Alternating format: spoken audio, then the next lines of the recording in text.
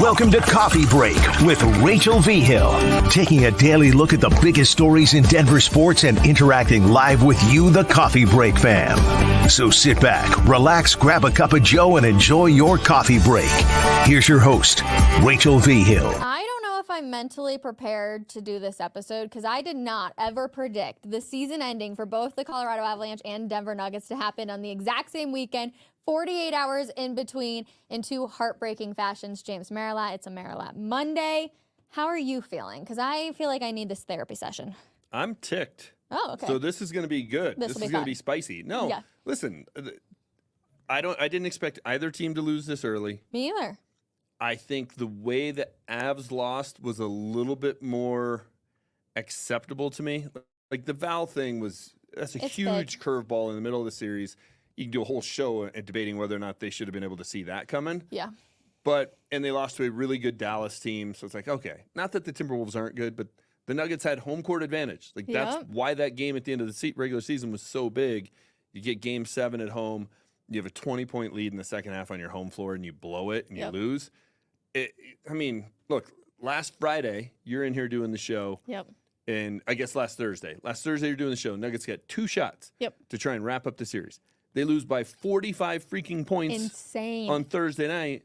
And then they blow a 20-point lead in game 7 on Sunday night. It's unacceptable. It just is. Yeah. And I get that they won a championship last year, and that buys a lot of goodwill and gives you a lot of free passes. Mm-hmm. But it's not just a total free pass. There still have to be some questions that are at least asked and need to be answered. And I'm here to do some of that. Yeah, I was going to say, what did you write at denversports.com this morning? It's time to start questioning Michael Malone.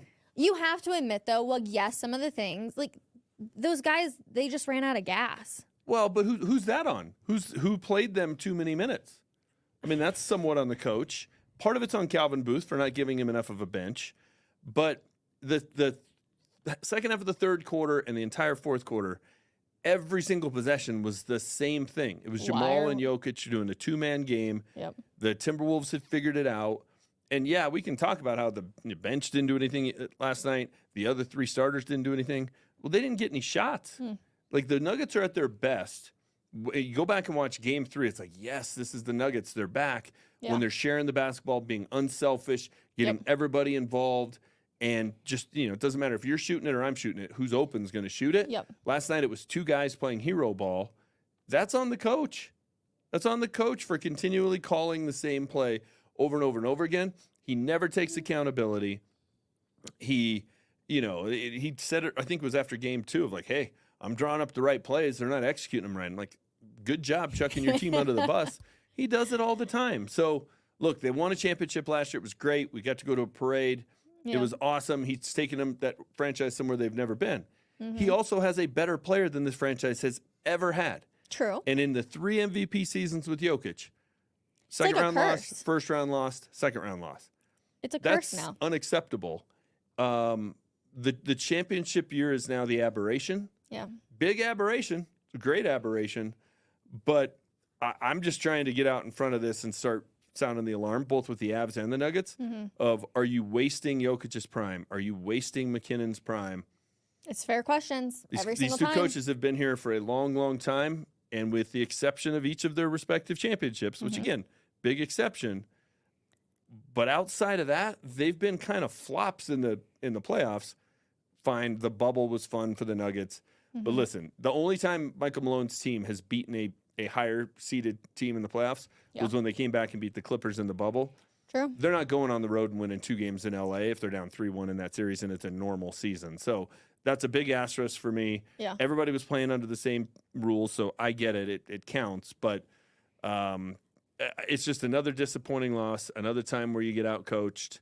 I thought it was interesting because I actually gave the Timberwolves a lot of credit because I was like, they came back and they fought their way back into it. They easily could have been like, it just wasn't our night. They weren't shooting very well to start the game.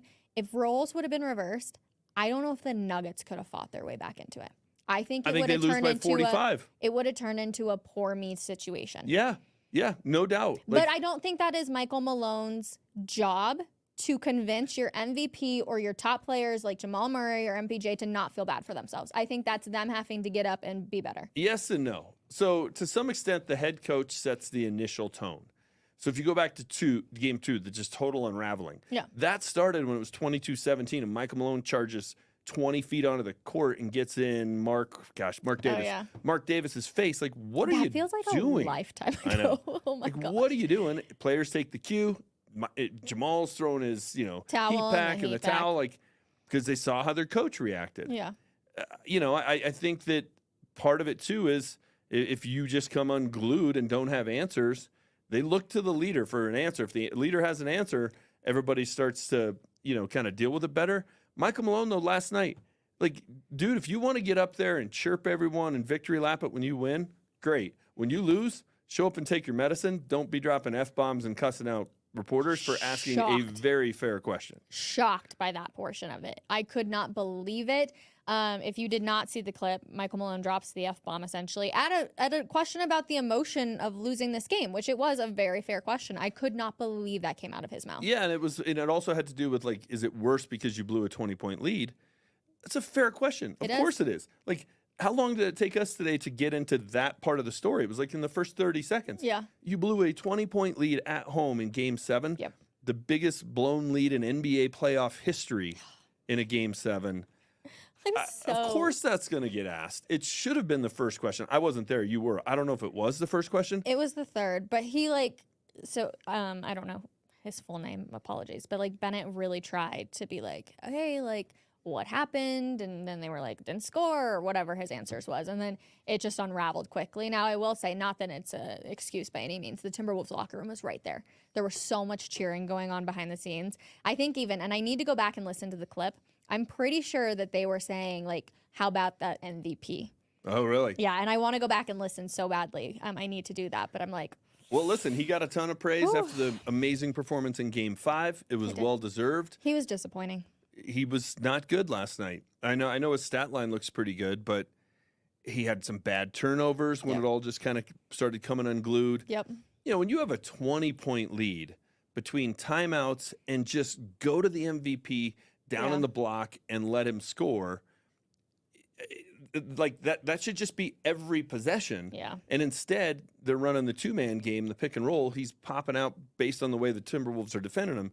He's popping out to the three-point line and just settling for jump shots. Yeah. And he couldn't hit anything. So listen, that team goes as Jamal goes too. He was great early. They had a 20-point lead. He disappears, and so did their lead. Okay. So did their season. So then the question is, it feels like both championship windows are getting smaller and smaller and smaller. Is it weird that I actually feel like the Nuggets just closed theirs a little bit more than the Avs did? And I say this because the Nuggets had all 5 of their starters out there. Like, you got to give the Avs a little bit. They're missing 2 of their top guys. They're missing Nichushkin, who obviously was the leading goal scorer in the playoffs. You're missing Gabe, and I know he wasn't there all season. Yeah. But at least they put up a hell of a fight. The Nuggets, you had all 5 of your starters out there. And you gave up a 20-point lead. Yeah, it wasn't like, hey, it just feels like that shrunk. Jamal rolled his ankle and he missed the second half, and what would have happened if there's no what if? It's not what happened with the Knicks. It's not Jalen Brunson leaving. Right. There's no what ifs when it comes to this collapse. So who feels like it's a smaller window right now? Well, I think they're both really small, to be honest with you. I'm with you though. I think the Nuggets is closed. I do, barring something major. Really? I mean, Minnesota ain't going anywhere. I know. Oklahoma City's not going Jokic anywhere. even said Minnesota was built to beat us. They were. How about Tim Connolly? Yeah. Guy knows what he's doing. Yeah, no kidding. That team's not going anywhere. But this year, the Nuggets had the better roster. They had the better team. Agreed. Which is, again, why you have to sit there and say, well, is Michael Malone the right guy? Because when has it been the other way around? Right? Like, he got outcoached by Chris Finch and Mike Inori. Yeah. Again, I just go back to, why does your coach have to motivate you? You are professionals to go out there. It's not all about motivation. It's about... You're telling me that you're up 20. You have a lead that cuts down to 4, and you didn't lose motivation in that fact? Like, stop shooting threes. You guys know to go to the basket. Go to the rim. I got it, but I'd call... If you need to call another timeout, you call another timeout. If you need to put somebody else in there, put somebody else in there. Michael Malone was just completely panicked about playing because he anybody on believed his so bench. much in his players. And then Yeah, but if it's not working right in front of you, look at the way Mike Inori / Chris Finch, I have to keep saying that because of their weird situation with his knee. When they fell down 9-2 in Game 4, immediate timeout, boom, things turned around. They come out of halftime last night, give up 5 straight points, they're down 20, timeout, boom, changes. But that's because a team your that coach hasn't didn't done panic. it yet. Your coach didn't panic. You didn't see Mike and Ori sprinting out onto the court and getting in the face of the official and just making it look like, oh my gosh, there's nothing we can do about it. You set the tone when you're the head coach. I mean, I agree with that statement, but I also just think you have the MVP. Jamal Murray wants to act all big and bad. Okay, well then be big and bad. You don't need your coach to go and hold your hand to do it. Well, yeah, listen, the players have to make shots. The players have there were a couple things. They couldn't make a shot because their offense, the Timberwolves had decoded it. Time to change up to something else. Not changing up to something else, I'm putting on Malone on that end of the floor. The other end of the floor, they got a little bit of some bad breaks. The Rudy Gobert shot that went in. The Mike Conley 3 that went in. Mike Conley, man. There was one other just sort of like circus shot of like, geez, you take away those 7 points. How different is this? But not only that, there were multiple possessions. They didn't get a defensive rebound. Yeah. They gave Minnesota second chance opportunities, and they cashed in on them. Again, that's on the MVP. Yeah. You're on the floor. You're going to have this big stat line, and rebounds is going to be, hey, you're in the high teens of rebounds. You got to get them in key situations. Yeah. They just didn't. So I thought the one guy during the collapse that brought some energy and didn't seem afraid was Christian Brown. Oh, he's such a pleasure to watch. He was so emotional. James, we walk into the locker room, clearly has been like tearing up, towel over his head. Different like players are bringing him towels because he keeps wiping his face. Like he was so emotional after that game. And we sat down and I'm like, the kid really's never lost. He won at Kansas. He won with the Nuggets, obviously. I'm like, holy crap, this is probably my guess is his high school team was probably pretty good. Yeah, I think so. He really has never experienced something like this. Well, and I like that. Not that I like to see somebody cry, but I like to see somebody who cares that much about it. It's so sad. I do like Michael Malone was ticked. That's fine. I don't want LeBron getting up somebody like LeBron getting up there and be like, we're still gonna. It's just basketball, right? And I remember when the Broncos lost with Tebow on Christmas Eve or Christmas Day. It was Christmas Eve in Buffalo. It's like, hey, tomorrow's still Christmas. It's like, I don't want to hear that. Nobody wants to hear that. I know tomorrow's still Christmas. Yeah. So I like the fact that he was irritated and he was upset, but that guy, man, he needs to start pointing the finger at himself. I will say, I think that Jared Bednar handled the whole situation a lot better because, one, you could tell he was frustrated. He was like, this is the worst press conference of the year, of course. Yeah. But he said, like, this season is a disappointment. Malone actually said that he's proud of his guys, which I get that, but like the season wasn't a disappointment. Of course you it don't was. win a championship, it's a disappointment regardless. Of course it was. And I think if they win this series, they have a really good chance of winning the championship. Yeah. But yes. My problem with this team, both teams actually, is that they're not knocking on the door in years they don't win it. Yeah. Right? It's not like, and I always came close. I always use the Tampa Bay Lightning as an example. Over a 9-year period, they win 2 cups. They lose in the Stanley Cup final twice. Yep. They lose in the Eastern Conference finals twice. That means 6 out of 9 years. Yeah. They were right there. You're not wrong. The Nuggets, they lose in round 2. The Avs, they lose in round 2. Like, yeah. They didn't get halfway there. So, or the first round last year with the Avs. It's very disappointing. And I do think hard questions need to be asked. Do you have the right guy leading either of those teams? And are you going to look back in 5 years and say, man, we didn't maximize Jokic. We didn't maximize McKinnon. That would be, in a sports sense, the cardinal sin. It's really just depressing. Like, have you fully... I don't feel like I fully, like, comprehended the last 48 hours. Now 72, but the last 48 hours this weekend, right? It was like, okay, after the Avs lost, and of course I had to go into double OT, and I'm like, are you kidding me? Here I am. I 100% was like, they're going to win. Even though they didn't look good. You know, the goal got called back on Dallas. Here it is, almost midnight. I'm like, okay, the Avs are going to do it. That sucked. I was like, all right, move on to the Nuggets. Now that they're both done, I just feel like I haven't fully, like, sat down and read. It's over. Well, I think that's partially because we reacted the way the team reacted. When they won Game 5, which is typically the pivotal game. In a 2-2 series, it's like 83% of the time whoever wins Game 5 wins the series. So when they won that, I think we all kind of thought, all right, are we playing Dallas or Oklahoma City next? Yeah.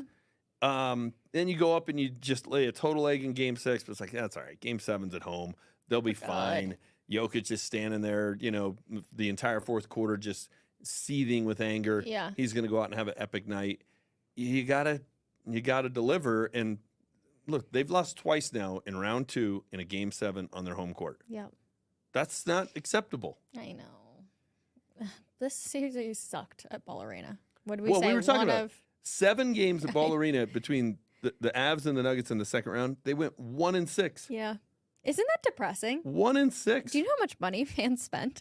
I know. Not to make it about that, but to watch your teams lose. Oh, yeah. Trust me, I know. Oh, you were there. I took Were my you there boys for to a 2? game. I was there for game 5. I was there for the win. Yeah. So you should have taken one for the teams, James Maryland. Get out there for game 7. I know. How much were tickets? They were expensive, although I had a buddy send me a text. I couldn't go. I was coaching flag football yesterday, but sent me a thing, and somebody accidentally listed their tickets incorrectly on SeatGeek. 2 tickets, $26, section 216. They were gone in a heartbeat. Oh, I'm sure. Yeah, I was like, I should have just bought those and then just sent them to a buddy, like, hey, Have fun. have a good time. Oh my gosh. But yeah, tickets were expensive. You were probably a couple $100 easily to just get in the building, Oof. even in the worst seat. Such a bummer. All right. Well, we look ahead now. Rockies. To the no team in baseball has fewer wins than the Rockies. Yeah. Can you believe it? What the hell are we going to talk about for the next couple of weeks?